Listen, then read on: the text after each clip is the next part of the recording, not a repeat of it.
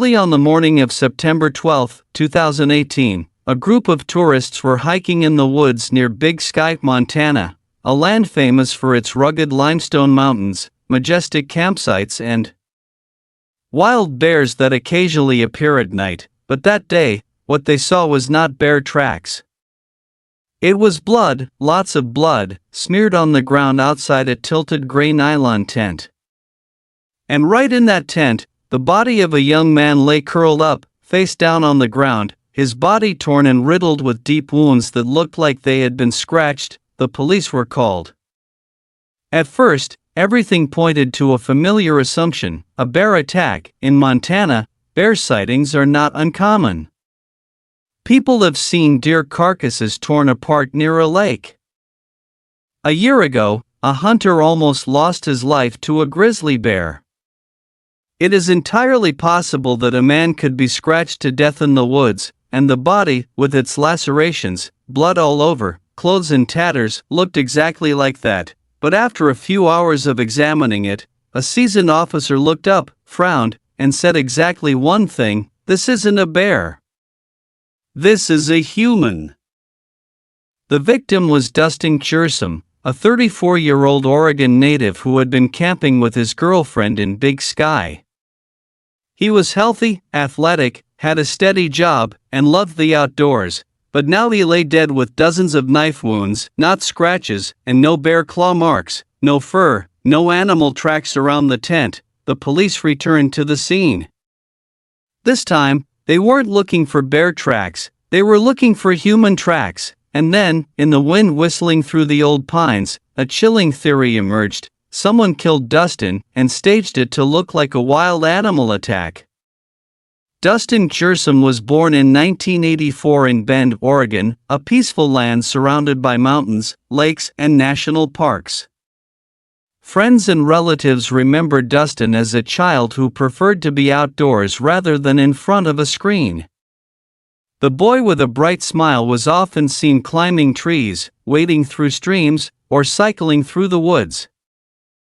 Growing up, Dustin kept that personality: strong, active, and nature-loving.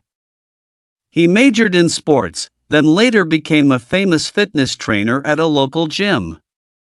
With a height of 1m85, firm muscles, and a lovely smile, he is not only an ideal trainer but also a role model for many people. But Dustin is not the noisy type. On the contrary, he is calm, discreet, and gently quiet. He does not talk much, but when he cares, he is always dedicated. Friends say that he is always the last one to stay after a party, to clean up without being asked. He is the one who puts off his favorite mountain climbing trip, just to take care of his mother who injured her hip after a fall. In his personal life, Dustin experienced a deep but broken love when he was 29 years old. Since then, he has been more careful in love affairs. Many girls loved him, but he always kept his distance, until he met Stephanie Jackson, a woman 4 years his senior, divorced, but with a very special charm. Stephanie is not the type of woman who was easy to get along with. She is hot-tempered, jealous, emotional, and has a troubled past. But when it comes to love, she gives it all, something that Dustin, an introvert, sometimes gets carried away with. They met at a running club in late 2017. Their relationship developed quickly but was not entirely smooth. Dustin's friends were worried. Stephanie often argued, got angry for no reason, and tended to be controlling. But Dustin, as always, chose to be silent, to be patient. He said, "She just needs to be loved and trusted." In the summer of 2018, Stephanie asked Dustin to go camping for a few days in Big Sky, Montana, where she had spent her childhood. He agreed, seeing it as an opportunity for the two to get closer. He packed his bags, got his things together, and was excited about the trip. Dustin didn't know it would be his last trip, not because of the bear, not because of the accident, but because he trusted the wrong person, and no one expected that person to be lying next to him in a tent in the middle of the woods. Big Sky, Montana, mid-September 2018. As summer began to recede, the air turned to a chill, signaling the arrival of fall. The sky was crystal blue, cloudless. The limestone mountains surrounded, the yellow birch trees rustled in the gentle wind. That's where Dustin Kjersem and his girlfriend Stephanie Jackson camped, in the wilderness, in a remote area that is popular with tourists for its pristine beauty and tranquility. Not far away, the Gallatin River flowed through, babbling like a lullaby of the forest.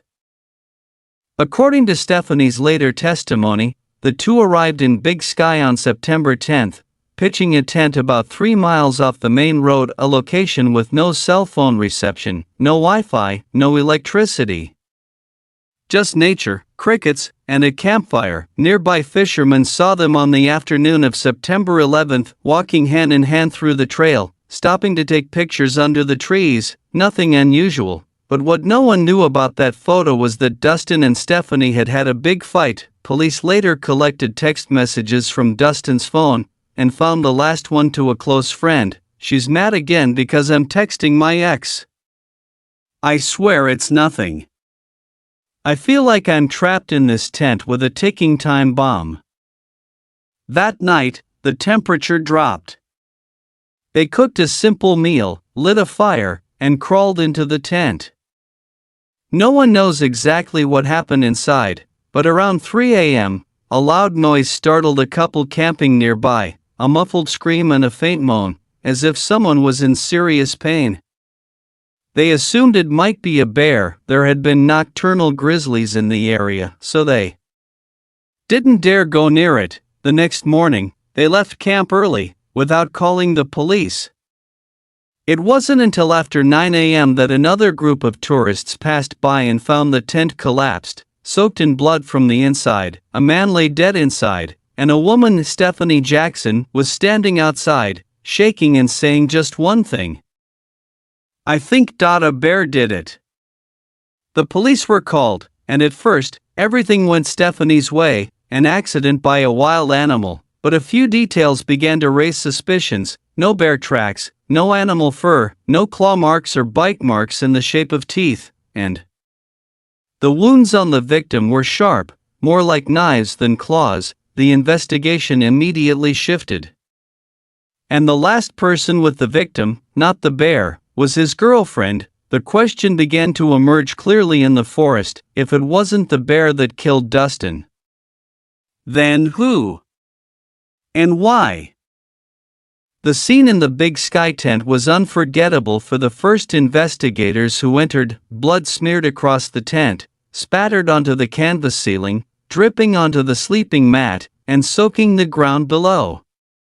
Dustin Kjersem's body lay on its side, with his chest and abdomen riddled with wounds, his face pale, his eyes wide open in a final, wordless panic. The forensic team immediately determined, it can't be a bear. The telltale signs: a total of 19 wounds, mostly to the chest, neck, and abdomen, deep, narrow, sharp cuts consistent with a dagger, no claw marks, no teeth. No blunt force trauma, the usual result of a bear attack. Some of the wounds were repeated, as if the perpetrator had repeatedly stabbed the same area of the body, indicating a loss of control or a personal vendetta. And what was even more terrifying, the position of the body suggested that Dustin had been attacked while lying down. He showed signs of struggling to get up, faltering with his hands, but was completely overwhelmed. A deep cut on his left forearm was evidence that he had raised his hand to block a fatal stab. There was no sign of a struggle in the open. There were no traces of hurried footsteps running away. The tent was the only focal point of the crime scene, and the killer was definitely inside. The police turned to Stephanie Jackson, the only other person left. Stephanie, when questioned, appeared confused and evasive. "I heard a noise. I thought it was an animal. I ran outside. When I came back, Dustin was like that." But the strange thing was, there was no blood on her, except for a few small, unexplained marks. She showed no signs of real panic, steady heart rate, coherent speech, very calm reaction for someone who had just seen her boyfriend killed by a bear, and most importantly, she had no injuries, even if it was a random attack. Why was Dustin the only victim? When pressed further, Stephanie began to change her story. I'm not sure it was a bear. Maybe a person? Was there someone else out there? Her story began to fall apart. Searching the crime scene, police found a bloody travel knife hidden under a pile of dry leaves, 20 meters from the tent. The test results: the blood matched Dustin's. The knife had no clear fingerprints, because the handle was wrapped in cloth as if someone had deliberately hidden it. In addition, when examining Stephanie's phone, investigators discovered a Google search 2 days before the incident, "What to do if attacked by bear intended night," an even more suspicious detail. She had also seen an old AP News article about another case that had been mistaken for a bear attack. The small pieces, when put together, created a chilling picture: a couple camping in the woods, a heated argument beforehand, the victim was stabbed to death in the tent, the perpetrator deliberately staged the scene to look like a bear attack, and the only survivor was his girlfriend, who had been emotionally abusive on multiple occasions. The case was no longer a natural disaster, it was a calculated, but poorly staged, murder scenario.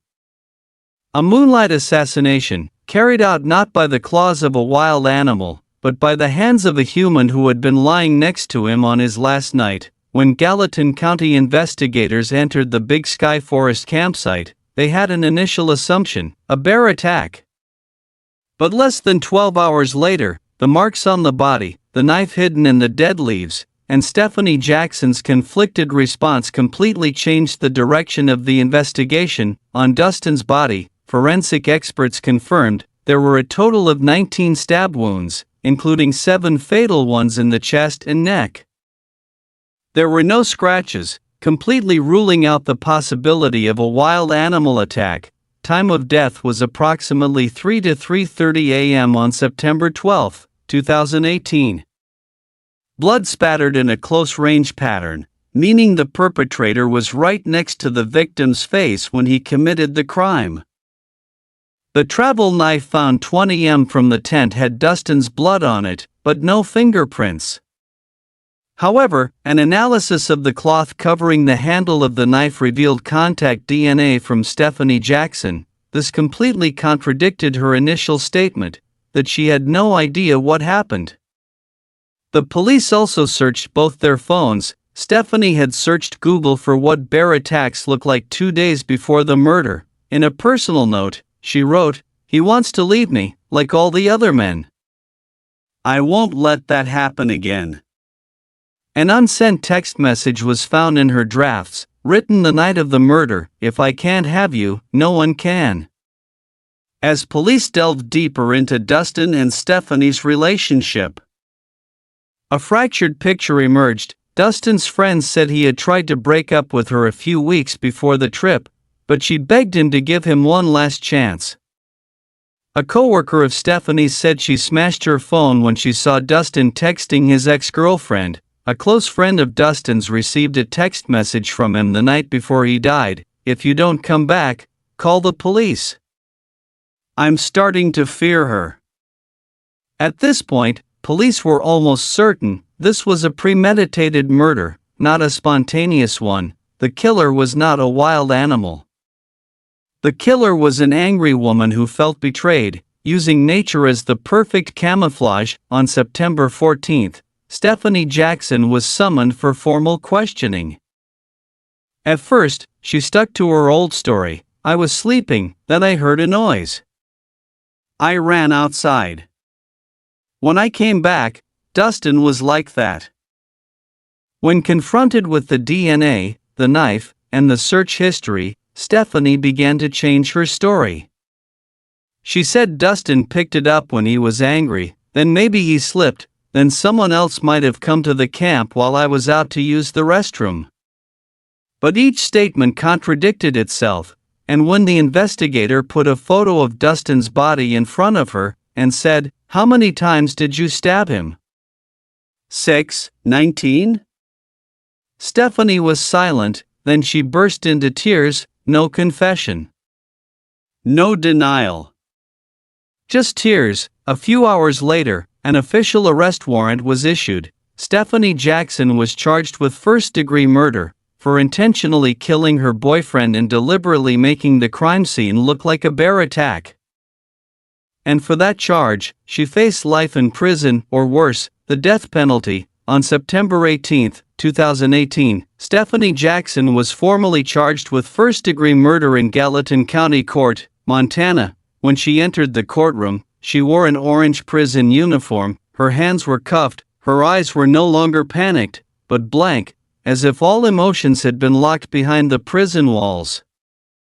The press dubbed her the fake bear in the tent, a chillingly cold nickname that reflected the way she had concocted a fantastic story to escape punishment, a scenario that seemed to come from nature, but was actually a chaotic performance of human emotions. The prosecutor outlined the entire course of the case in her opening argument.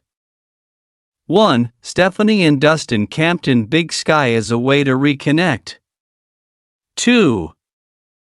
They had a big fight that night, about his ex-girlfriend's text messages, about Dustin wanting to get out of the relationship. 3. Stephanie, in a fit of rage, stabbed Dustin 19 times while he was sleeping, an act that was not only murderous but also an act of extreme hatred. 4. She then staged the crime scene as a bear attack, based on what she had read and Googled a few days earlier. She hid the knife, wiped the blood off her body, and then posed in a panic in front of passers-by as if she had just escaped death. All the evidence presented, photos of the scene, forensic wounds, the knife had her DNA on it, phone search history, unsent text messages implying absolute possession. If I can't have you, no one can. Stephanie's lawyer argued, there were no direct witnesses, the blood on the knife could have been accidentally touched, the text message if I can't have you was just a spontaneous outburst, with no intention to kill, and finally, they tried to turn the case into a crime committed in an unstable mental state. They tried to portray Stephanie as a traumatized, emotionally disturbed person after a divorce, living in fear of abandonment, who had no intention of killing but acted out of control in a moment of loss of control. However, the prosecution fiercely countered, Stephanie didn't panic. She planned. She killed, then staged the crime. She studied bear attacks, then chose a remote location with no witnesses. This wasn't a case of losing control, this was a deliberate and well-hidden crime. At the trial, Dustin's best friend was called to testify. He stood in court, his voice choking. Dustin texted me just hours before he died. He said Stephanie smashed his phone, locked his sleeping bag from the outside. He was scared, but he thought she would calm down. Who would have thought? The courtroom fell silent. Dustin's mother burst into tears. No one looked at Stephanie anymore. No one saw her as a victim of her emotions. All saw a woman with a gentle exterior but a vicious interior. On December 3, 2018, after nearly 2 months of trial, the jury returned a unanimous verdict. Stephanie Jackson was guilty of first-degree murder. The judge stated, "The defendant is hereby sentenced to life in prison without the possibility of parole." This was a crime committed with intent, without true remorse, and causing immeasurable pain. Stephanie did not cry. She did not plead. She just bowed her head, silent. For the first time since that fateful night, the mask fell off. Gallatin County Courthouse. December 2018, Stephanie Jackson's trial was more than a criminal case. It quickly became a national media sensation because of its bizarre and counterintuitive nature. A murder staged in a bear attack scenario, the press dubbed it the trial of darkness in the wild. The courtroom was packed with people, mostly friends and colleagues of Dustin Kjersem, who had been known as a model coach, a good friend, and a decent human being who would never have expected to die at the hands of the woman he loved. Stephanie was given the final word before the verdict was read. After a few seconds of silence, she looked straight at the judge, not at the victim's family, and said, "I'm not a monster. I didn't try to kill Dustin. I lost control. I loved him. It hurt me so much to think he would leave me like everyone else." She cried, but no one else in the room cried. Dustin's mother, Linda Kjersem, was then called upon to speak. She stood, her hands shaking, her voice cracking. "I believe my son never yelled at anyone. He was more patient than anyone I've ever known. He believed people could get better. And that belief killed him." A moment of silence fell over the courtroom. No one dared to move. A cold but clear justice was being served, not with hatred, but with heartbreaking silence. The Gallatin County judge, after reviewing the entire record, evidence, and testimony, declared, "Stephanie Jackson, the defendant acted with intent, with preparation, with knowledge of the consequences, and with a sophisticated effort to conceal his crime. Your crime was not committed out of a momentary rage, but out of a twisted love and possessive power that left no other person a choice." Stephanie was sentenced to life in prison without the possibility of parole. She was taken to the Montana State Women's Prison, where she would spend the rest of her life in a 20-foot cell, with no mountain breeze, no forest moon, no sounds of nature, just the sound of iron doors, prison uniforms, and the gnawing of memories. Meanwhile, a small memorial service for Dustin was held in Bend, Oregon, where he grew up. Hundreds of people showed up. An oak tree was planted along the Deschutes River in his memory. The man who once said, "I want to live close to nature, but not alone." Dustin loved the woods. He loved camping. He loved the peace. And it was there, peaceful and familiar, that he was taken from his life by the person he once held in his arms. Justice cannot bring back the victim, but in that trial, at least, Dustin's silence was heard. After the trial, the name of Dustin Kjersem and the fake bear case spread across the United States like a wave.